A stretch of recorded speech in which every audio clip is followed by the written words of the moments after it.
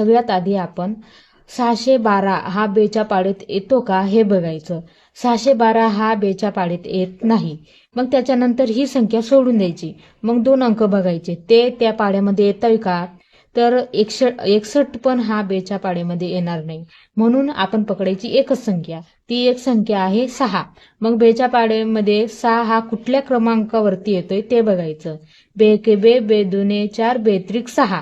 तर 6 हा येतोय तिसऱ्या क्रमांकावरती. बे के बे, बे दुन 4, बेत्रिक 6. तर याच्या खाली 6 लिहायचे आणि यांची करायची वजाबाकी. तर 6तून 6 गेले, खाली उरले 0. त्याच्यानंतर हा अंक आपण खाली घ्यायचा, 1 हा आला खाली.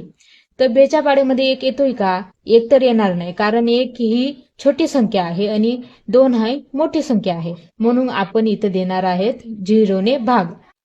आपण जसे माझ्या पहिल्या व्हिडिओमध्ये भाग दिला होता 0ने, तसेच आपण इथं पण भाग देणार आहेत. याची पण वजाबाकी करून घ्यायची. याच्यानंतर याची वजाबाकी करायची, तर हा 1 इथं परत येणार, कारण 0तून 1 गेला, खाली उरला 1.